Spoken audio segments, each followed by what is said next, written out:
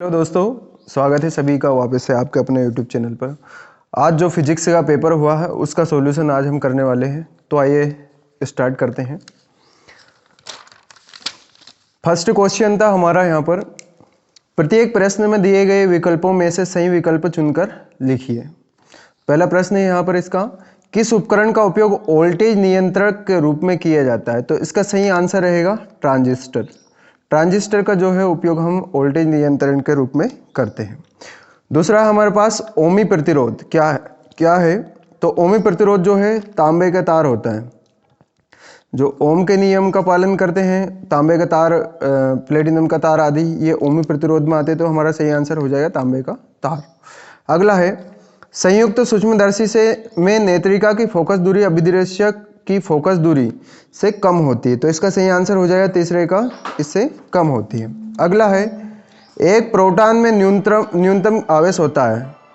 तो एक प्रोटॉन में न्यूनतम आवेश होता है, तो एक प्रोटॉन में जो है 1.6 × 10⁻⁻19 कूलम आवेश होता है, तो अपना सही आंसर हो जाएगा डी का तीसरा, 1.6 × 10⁻⁻19 कूलम। अगला हमारा, किसी कुंडली का स्वप्रेरकत्व निर्भर नहीं करता है। तो किस पर निर्भर नहीं करता है? कुंडली की त्रिज्या पर।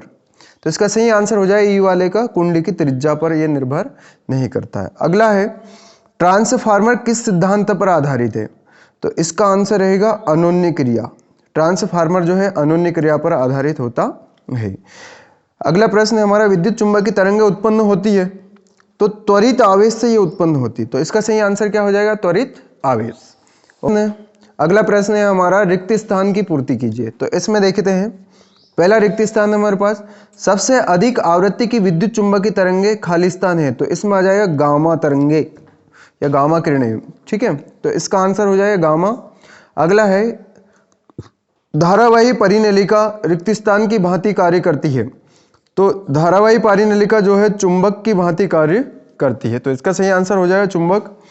तीसरा प्रश्न है हमारा, मीटर सेतु रिक्त स्थान सिद्धांत पर आधारित है। तो मीटर सेतु जो है वीट स्थान सेतु के सिद्धांत पर आधारित होता है, तो हमारा जो सही आंसर रहेगा वो रहेगा वीट स्टोन सेतु। अगला क्वेश्चन है हमारा, जल के अंदर वायु का बुलबुला रिक्त स्थान लेंस की भांति व्यवहार करता है। तो जल के अंदर जो वायु का बुलबुला है वो अवतल लेंस की भांति व्यवहार करता है, तो इसका आंसर सही क्या हो जाएगा? अवतल लेंस। ठीक है। अगला, नंद गेट का बुलियन व्यंजक क्या होता है? तो नंद गेट का बुलियन व्यंजक जो है y = a × b बार होता है, तो इसका सही आंसर आ जाएगा a × b बार। ओके। अगला प्रश्न है, आकाश का नीला दिखाई देना किसके कारण होता है? तो इसका रिक्त स्थान का सही आंसर रहेगा प्रकीर्णन, क्योंकि प्रकाश के प्रकीर्णन के कारण जो है आकाश नीला दिखाई देता है। चूंकि रेले के नियम के अनुसार जो नीला रंग होता है वो सबसे ज़्यादा फैलता है, इसलिए प्रकाश के फैलने के कारण से जो है आकाश हमें नीला दिखाई देता है, क्योंकि नीला रंग सबसे अधिक उसमें फैलता है, इसलिए इसका सही आंसर रहेगा प्रकीर्णन, प्रकाश का। अगला प्रश्न की ओर बढ़ते हैं, विद्युत परिपथ में वोल्ट मीटर को सदैव रिक्त स्थान क्रम में जोड़ते हैं। तो इसमें जो है हम इसको समांतर क्रम में जोड़ते हैं, तो इसका सही आंसर क्या हो जाएगा? समांतर। आइए बढ़ते हैं अगले प्रश्न की ओर। अगला प्रश्न है हमारा, खंड आ को खंड बा के साथ मिलाकर सही जोड़ी बनाइए। पहला है सही जोड़ी हमारा, संयुक्त सूक्ष्मदर्शी की आवर्धन क्षमता। तो इसका सही आंसर रहेगा डी, पहले का डी, -V0/U0। इसका सही आंसर रहेगा डी, -V0/U0 कोष्टक के अंदर 1 + D/Fe, तो पहले का हो जाएगा डी। दूसरा जो है हमारे पास बूस्टर का नियम, बूस्टर का नियम का जो सही आंसर रहेगा वो रहेगा प्रकाश का ध्रुवण। बूस्टर ने प्रकाश के ध्रुवण से संबंधित नियम दिए थे, तो हमारा दूसरे का आ जाएगा आई। ठीक है। तीसरा क्वेश्चन देखते हैं, अवरक्त किरणें, इसका सही आंसर रहेगा हर्ट्ज। अवरक्त किरणें का सही आंसर आ जाएगा हर्ट्ज, तो तीसरे का आ जाएगा बी। चौथा, इलेक्ट्रॉन वोल्ट का सही आंसर रहेगा चौथे का जे, ऊर्जा का मात्रक। इलेक्ट्रॉन वोल्ट जो है ऊर्जा का मात्रक होता है, तो इसका सही आंसर आ जाएगा जे। ओके। पांचवा, डायनेमो का सही आंसर रहेगा विद्युत चुंबकीय प्रेरण। तो डायनेमो का सही आंसर आ जाएगा विद्युत चुंबकीय प्रेरण, पांचवे का सी, तो पांचवे का सही आंसर रहेगा सी। छठा है अमीटर, अमीटर का सही आंसर रहेगा छठे वाले का जी, धारा मापने का यंत्र। तो छठे का सही आंसर हो जाएगा धारा मापने का यंत्र। विद्युत सामर्थ्य सातवां जो है इसका सही आंसर रहेगा ई, सातवें का ई, वी आई। ठीक है, तो इसका सही आंसर हो जाएगा वी आई। ठीक है दोस्तों, बढ़ते हैं अगले प्रश्न की ओर। प्रत्येक कथन का एक वाक्य में उत्तर दीजिए। चौथा प्रश्न है हमारा, इसका आंसर देखते हैं।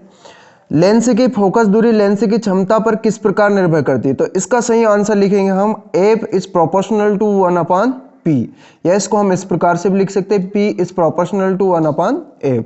दोनों ही हमारा आंसर यहाँ पर सही रहेंगे। ठीक है, दूसरा प्रश्न है हमारा, किस गेट को व्युत्क्रम गेट कहा जाता है? तो इसका सही आंसर रहेगा नोर गेट। नोर गेट को जो है व्युत्क्रम गेट हम यहाँ पर कहते हैं। तीसरा प्रश्न है, लेंज का नियम किस सिद्धांत पर आधारित है? जो लेंज ने नियम दिया था ऊर्जा संरक्षण के ऊपर दिया था, तो लेंज का जो नियम है ऊर्जा संरक्षण के ऊपर आधारित होता है। देहली आवृत्ति क्या है? तो देहली आवृत्ति की हम यहाँ पर परिभाषा लिख देंगे, वह न्यूनतम आवृत्ति जो धातु की सतह से इलेक्ट्रॉन उत्सर्जित करने के लिए आवश्यक होती है, देहली आवृत्ति कहलाती है। तो इसका सही आंसर हो जाएगा, किसी धातु से इलेक्ट्रॉन को उत्सर्जित करने के लिए आवश्यक ऊर्जा की मात्रा या आवृत्ति की मात्रा को हम देहली आवृत्ति कहते हैं। अगला प्रश्न की ओर, तो खगोलीय दूरदर्शी की आवर्धन क्षमता कैसे बढ़ाई जाती है? तो इसका सही आंसर रहेगा, अभिदृश्यक लेंस की फोकस दूरी को कम करके और नेत्रिका की फोकस दूरी को बढ़ा करके हम जो है खगोलीय दूरदर्शी की आवर्धन क्षमता को बढ़ा सकते हैं। ठीक है, अगला प्रश्न, कुचालक माध्यम की उपस्थिति का विभव पर क्या प्रभाव पड़ता है? तो इसका सही आंसर लिखेंगे V is proportional to 1/k। ठीक है, अगला प्रश्न, विस्थापन धारा किस कारण उत्पन्न होती है? तो विस्थापन धारा जो है शून्य होती है। इसका सही आंसर रहेगा शून्य। तो ये शून्य होती है, मतलब शून्य की स्थिति में यह धारा होती है। तो इसका आंसर हम या तो शून्य होती है या शून्य की स्थिति में होती है लिख सकते हैं। ओके फ्रेंड्स, अगर आपको चैनल पर जो है कुछ नया पाना है तो चैनल को लाइक और सब्सक्राइब करें। Thank you. और यदि वीडियो में कुछ समझ में आया हो तो कमेंट से ज़रूर करें। आया समझ में या नहीं आया तो भी कमेंट से करें। Thank you.